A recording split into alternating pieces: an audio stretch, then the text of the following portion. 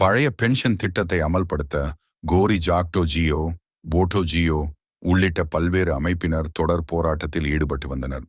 முதலாவதாக காலவரையற்ற போராட்டம் அறிவிக்கப்பட்ட நிலையில் தமிழக அரசு சார்பில் பேச்சுவார்த்தை நடத்தி தமிழக முதலமைச்சர் மூலம் ஓய்வூதியம் தொடர்பான புதிய அறிவிப்பு வெளியிடப்பட்டுள்ளது. இந்த அறிவிப்பு அரசு ஊழியர்களின் பல நாள் போராட்டத்திற்கு கிடைத்த வெற்றி என கூறி பல்வேறு அரசு ஊழியர்களும் வரவேற்பு அளித்து வருகின்றனர்.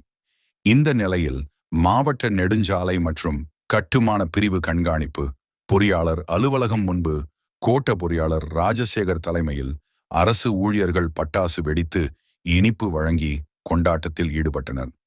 தமிழக முதலமைச்சரின் அறிவிப்பு நன்றி தெரிவித்து முழக்கங்களும் எழுப்பப்பட்டது.